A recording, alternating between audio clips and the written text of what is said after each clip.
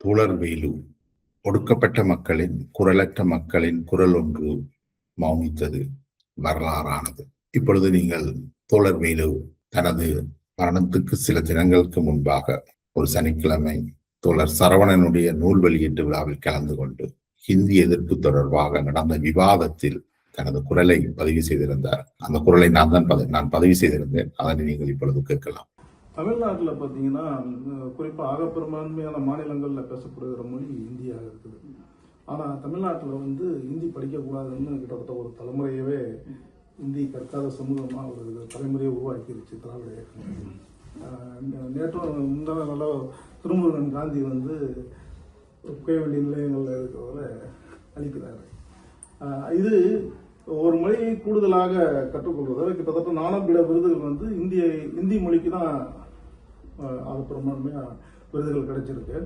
அந்த மொழியில் இருக்கிற ஒரு செழுமையும் அந்த மொழிக்கான ஒரு பண்பாட்டு விழுமியங்களையும் நாம் தெரிஞ்சுக்கணும்னா அந்த மொழியை நாம் கற்கணும். அந்த பாயிண்டில் தான் நீங்கள் சொல்கிறீங்க சிங்கள தமிழர்களாகிய நாமும் கற்றுக்கணும் அப்படின்னு. அந்த மனநிலை தமிழர்களாகிய நாங்கள், அது குறிப்பாக தமிழ்நாட்டில் வாழ்பவர்களுக்கு இந்த அரசியல் இயக்கங்கள் கற்றுக் கொடுக்க தவறிவிட்டது. அது குறித்து உங்களுடைய பார்வை என்ன?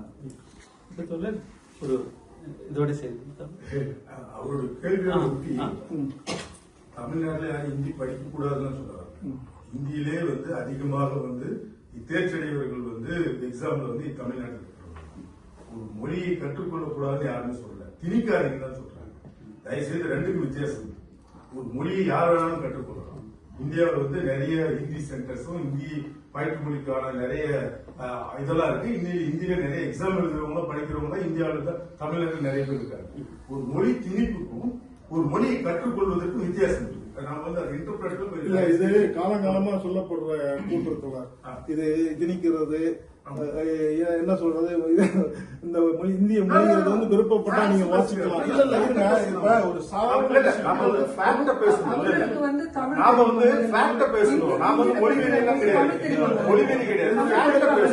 ஒரு மொழியை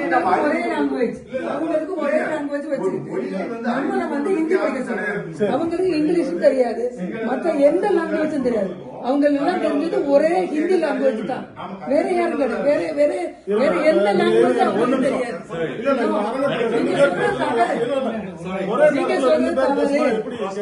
நீங்க சொல்றது தவறு. நீங்க திராவிடம் தான் இந்த மாதிரி குறைஞ்சிச்சு, எங்களை படிக்க விடாம படிச்சு சொன்னீங்க. அந்த ஹிந்தி படிக்கிறதுக்கு ஹிந்தி சபாலாம் இங்க இருக்கு, யாரு வேணாலும் படிக்கலாம், அதை யாரும் தடுக்கல. ஆனா திணிக்காது மட்டும்தான் சொல்றாங்க. கடந்த வாரம் அவர் தொழிலுக்கு சென்று விட்டு களைப்புற்று வீடு வந்தவர். தனது களைப்பாக இருக்குதுன்னு சொன்னவர் மருத்துவமனைக்கு செல்லையில. அதற்கு பிற்பாடு தனது களைப்பு காரணமாக உறங்க சென்று விட்டார். அப்பொழுது அவருக்கு இந்த மாரடைப்பு ஏற்பட்டிருக்கின்றது. அதனைத் தொடர்ந்து அவரை விரைந்து மருத்துவ வண்டிகள் அழைக்கப்பட்டு அவருக்கு உடனடியாக வீட்டில் வைத்தும் சிகிச்சை வழங்கப்பட்டு மருத்துவமனைக்கு விரைந்து கொண்டு செல்லப்பட்டார்.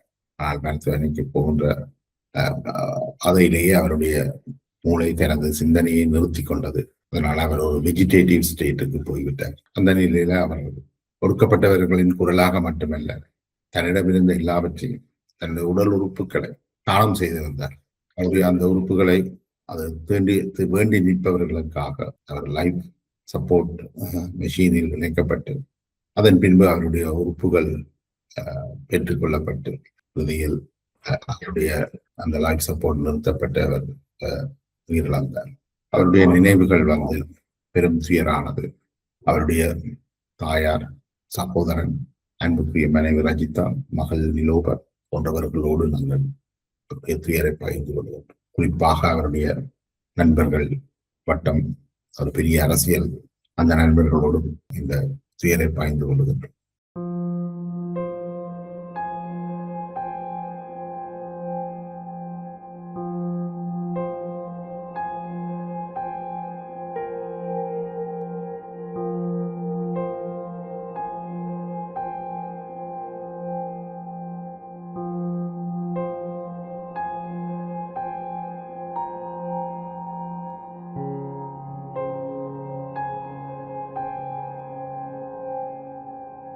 என்னுடைய பின்னணியில் நீங்கள் பார்த்து கொண்டிருக்கின்ற வேலுவின் பல்வேறு முகங்களும் அந்த குணத்தினுடைய புகைப்பட கருவியினால் பதிவு செய்யப்பட்டிருக்கின்றது. பெரும்பாலும் தோழர் வேலு ஒடுக்கப்பட்ட மக்களின் குரல் ஒன்று மௌனிக்கப்பட்டது, வரலாறானது. இந்த பதிவு செய்கின்ற நிலை எங்களுக்கெல்லாம் ஏற்பட்டிருக்க கூடாது என்று நினைக்கிறேன். இவ்வாறான பதிவுகள், இவ்வாறான தோழமைகளின் மௌனங்கள் ஆழ்ந்த துயரத்தை ஏற்படுத்தி இருக்கின்றது. தோழர் வேலு அவர்கள் தமிழகத்திலே தர்மபுரி மாவட்டத்திலே பிறந்து வாழ்ந்தவர்.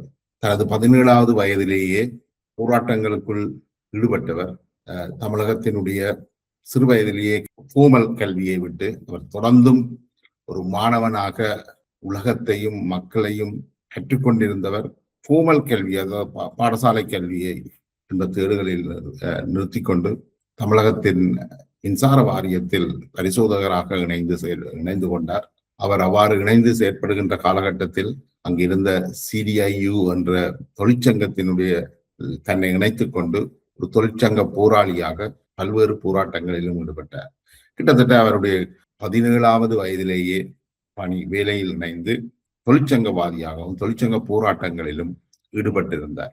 தொழிற்சங்க போராட்டங்களில் ஈடுபட்ட அவர் மிக இயல்பாகவே ஒடுக்கப்பட்ட மக்களுக்காக குரல் கொடுப்பதற்காக, போராடுவதற்காக நக்சல்வாதிகள் அமைப்பின் உறவு ஏற்பட்டு அவர்களோடு தன்னுடைய செயற்பாடுகளை வளர்த்து கொண்டிருந்தார். பீப்புள்ஸ் ஓர் என்கின்ற மக்கள் யுத்த குழுவில் அவர் இணைந்து செயற்பட்டு ஒரு குண்டுவெடிப்பின் பின்னணியில் அவர் கைது செய்யப்படுகின்றார். கைது செய்யப்பட்ட அவருடைய வழக்கை 90களில் அவருக்கு எதிரான அந்த வழக்கு நடக்கின்றது. அந்த வழக்கில் அந்த வாதத்தின் திறமைகளால் ஒரு 4 ஆண்டு சிறை தண்டனையோடு வெளியில வருகின்றார். வெளியில வந்து என்றால் இவரோடு செயற்பட்ட ஏனைய 4 போராளிகள் என்கவுண்டரில் கொல்லப்பட்டதாக பின்னர் அறிய கிடைத்தது. இவ்வாறு தன்னை ஒரு மக்கள் போராளியாக இணைத்துக் கொண்டவர் சிறையிலிருந்து மீண்டதும் அவருக்கான கெடுபிடிகள் அங்கு அதிகரித்திருந்த காரணத்தினால் இந்தியாவில் இருந்து லண்டனுக்கு அவர் பெயர்கின்றார். குறிப்பாக அன்றைய காலகட்டங்களில் தன்னுடைய 17வது வயதில் மிக இளமை காலத்திலேயே அவர் இலங்கையில் நடந்து கொண்டிருந்த விடுதலை போராட்டத்துக்கு ஆதரவாகவும் தமிழர்களுடைய ஒடுக்குமுறைக்கு எதிராகவும் அங்கேயே பல்வேறு முற்போக்கு அணிகளில் இணைந்து போராடியும் இருக்கின்றார். இவ்வாறு அங்கு பல்வேறு போராட்டங்களையும் நடத்திய வேலு அவர்கள் அங்கு தமிழகத்திலே பூபாலன் என்றுதான் அறியப்பட்டிருக்கின்றார். இவரோடு தரா சட்டத்தில், அன்றைய காலகட்டத்தில் ஜெயலலிதாவினுடைய ஆட்சியில் தரா சட்டத்துக்கு எதிராக பல்வேறு போராட்டங்களை இடதுசாரிகள் மேற்கொண்டிருந்தார்கள். அந்த போராட்டங்களில் எல்லாம் இணைந்து குரல் எழுப்பி இருந்தவர் தோழர் வேலு. இவரோடு சிறையில் இருந்த ஹீராம் தடாஜே ரஹீம் என்பவர் தன்னுடைய பதவியில் அவருக்கு சிவணக்கத்தை செலுத்தி இருந்தார். இவருடைய விடுதலை தொடர்பில் போராடிய அவருடைய அந்த பதிவுகளில் தோழர் வேலுவனுடைய நினைவுகளையும் அன்றைய போராட்ட காலங்களில் அவர் எவ்வாறு துணிச்சலோடு செயற்பட்டார் என்பதையும் பதிவு செய்திருந்தார். தோழர் வேலு தமிழகத்தில் பூபாலன் என்ற பெயரிலே தோழர் பூபாலன் என்று அறியப்பட்டிருந்தவர். அவருடைய இயற்பெயர் பூபாலனாக இருக்கலாம் என்று நினைக்கின்றேன். லண்டனை பொறுத்த வரைக்கும் தோழர் வேலுவாகத்தான் அவர் கூடுதலாக தெரிந்து கொள்ளப்பட்டிருக்கின்றார். தோழர் வேலுவுக்கும் எனக்குமான உறவும் மிக நெருக்கமானது. லண்டனுக்கு வந்த ஆரம்ப காலங்களிலேயே தோழர் வேலுவை எனக்கு மட்டுமல்ல பலருக்கும் அறிமுகப்படுத்தியவர் தோழர் பாலச்சந்திரன். இவர் தமிழகத்திலே தமிழரசனோடு சேர்ந்து தமிழர்களுக்கான ஒரு அகன்ற தமிழகம் படைப்பிரிவு ஒன்றை உருவாக்குவதற்கான முயற்சிகளில் தமிழரசன் ஈடுபட்டிருந்தார். அதற்கான உதவிகளை அந்த அவ்வாறான திட்டங்களில் தோழர் பாலனும் இணைந்திருந்தார். அவர் ஒரு இடதுசாரியாக சண்முகதாசனுடைய அணியில் இருந்து செயற்பட்டவராக இருந்தாலும் பெரும்பாலும் அவர் ஒரு தமிழ் தேசியத்தின்பால் ஈர்க்கப்பட்ட ஒருவராகத்தான் இருந்தார். அந்த வேலுவை லண்டனுக்கு வந்த பொழுது அவருக்கு பின்னால் மிகுந்த நட்புக்குரியவர்களான நிர்மலா ராகவன், நித்யா ஆனந்தன் போன்றவர்களுக்கு அறிமுகம் செய்து வைத்தது இருந்தமை குறிப்பிடத்தக்கது. தோழர் பாலனுக்கூடாக தோழர் வேலுவனுடைய நட்பு தோழமையும் எனக்கு கிடைத்திருந்தது. அன்றைய காலகட்டத்திலே நான் ஹோம்பேஸ் என்கின்ற இந்த கட்டுமான பணிகள் பொருட்களை விற்கின்ற ஒரு நிறுவனத்திலே பணியாற்றி கொண்டு முகாமையாளராக இருந்தேன். அங்கு தோழர் வேலுவையும் பணியில் இணைத்துக் கொண்டு அவ்வாறு அந்த சில ஆண்டுகள் அவரோடு இணைந்து பணியாற்றி இருக்கின்றேன். அந்த காலகட்டத்திலே நாங்கள் தேசம் சஞ்சிகையின் இல்லை ஒரு முக்கிய கட்டுரையாளராக வேலு தொடர்ச்சியாக பல்வேறு கட்டுரைகளை எழுதி வந்தார். அவருடைய கட்டுரைகள் பெரும்பாலும் ஒடுக்கப்பட்ட மக்களின் குழுமங்களின் மேற்கத்திய ஆளும் குழுமங்களின் நவகாலத்துவ சிந்தனைகளுக்கு எதிராக எல்லாம் அமைந்திருந்தது. எப்பொழுதும் தனது எழுத்திலே மிக தீவிர பற்றுடையவர். அவருடைய எழுத்துக்கள், அவருடைய ஒவ்வொரு சொற்கள்லையும் ஆழ்ந்த ஈடுபாட்டை காட்டுவதை பார்க்கலாம். நாங்கள் சில சமயங்கள்ல வடிவமைப்புக்காகவும் அல்லது அந்த ஒரு சில வசனங்கள் அடுத்த பக்கத்துக்கு போயிடுமே என்பதற்காகவும் சில வேளை வெட்டி எடுக்கிற செய்கின்ற பொழுது வேலு தன்னுடைய ஒவ்வொரு வார்த்தைகளுக்காகவும் என்னோடு இந்த முரண்பாடுன்னு சொல்ல முடியாத என்னோடு பேசிக்கொள்ளுவார். அந்த நான் நீக்கிய சொற்களுடைய ஆழத்தையும் புரிதலையும் பற்றி ஒரு பெரிய விவாதமே நடத்தி கொள்வார். இப்பொழுதும் எப்படி இருக்கிறீங்கள் தலை என்ன எப்படி போகுது என்று ஒரு அன்போடும் புன்சரிப்போடும் பேசக்கூடிய ஒரு மிக சிறந்த நட்பாக நீண்ட காலமாக ஒரு வாழ்வாக அறிந்தது முதல் நட்பாக இருந்திருக்கின்றது. அதன் பிறகு நான் கிழக்கு லண்டனில் இருந்து ஒவ்வொரு இடங்களுக்கு கல்வி மற்றும் வேலை காரணமாக நகர்ந்ததால் அவருடைய தொடர்பு பெரும்பாலும் கூட்டங்களிலேயே இருந்தது. அதுக்கு பிறகு கூட்டங்களும் கோவிட்டுக்கு பிறகு இந்த கூட்டங்களும் பெரும்பாலும் குறைந்த நிலையில தோழர் வேலுவை நான் கடந்த சனிக்கிழமை அவர் சிந்தனையை நிறுத்துவதற்கு ஒரு 4 நாட்களுக்கு முதல் சரவணனுடைய நூல் வெளியீட்டு விழாவில் தான் தோழர் வேலுவை கடைசியாக சந்தித்திருந்தேன். அந்த கூட்டத்தில கூட அங்கு தமிழகத்திலே நடக்கக்கூடிய இந்த ஹிந்தி திணிப்புக்கு எதிராகவும் இந்த ஒடுக்கப்பட்ட மக்களுக்காகவும் குரல் எழுப்பி தன்னுடைய அந்த குரலை பதிவு செய்த உரையாடலை நீங்கள் முன்னுக்கு கேட்டிருப்பீங்க. இவ்வாறு தனக்கு கிடைக்கின்ற சந்தர்ப்பங்களை உருவாக்கி தனது கருத்துக்களை மிக தெளிவாக வைக்கிறதுல வேலுத்தோழர் மிக முக்கியமானவர்.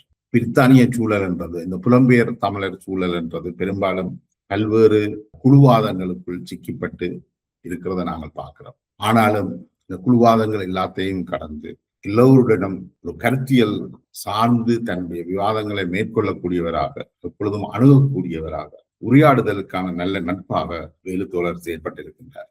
பிரித்தானியாவை பொறுத்த வரைக்கும் நடக்கின்ற பல்வேறு அரசியல் உரையாடல்கள்ல வேலுத்தோழர் இல்லாத உரையாடல்கள் மிக குறைவாகத்தான் இருந்திருக்கும் என்று நான் நினைக்கிறேன். பெரும்பாலும் தனக்கு கிடைக்கின்ற நேரங்களில் எல்லாம் அவர் இந்த கலந்துரையாடல்களை மேற்கொள்வதும் பிரித்தானிய அரசியல்ல, பிரித்தானிய தமிழ் அரசியல்ல, புலம்பெயர் அரசியல்ல ஒரு மிக முக்கியமான பேச்சாளராக ஒரு குறுகிய காலத்துக்குள்ளேயே அறியப்பட்டவர் தோழர் வேலு. சொல்வார்கள், சிறிய மூளை நபர்களை பற்றி பேசும், சராசரி மூளை சம்பவங்களை பற்றி பேசும், ஆனால் சிறந்த மூளை இந்த சம்பவங்களுக்கு பின்னுள்ள கருத்தியலை பேசும் என்று வேலுத்தோழர் அவ்வாறான ஒரு கருத்தியலை, சிந்தனைகளை விதைக்கக்கூடிய ஒரு மனிதனாக, மக்களை கற்றுக்கொள்பவராக, இந்த உலகத்தை கற்றுக்கொள்பவராக எப்பொழுதுமே ஒரு மாணவராக இருந்திருக்கின்றார். அதனால் அவருக்கு நபர்களோடு பிரச்சனை வருவதில்லை.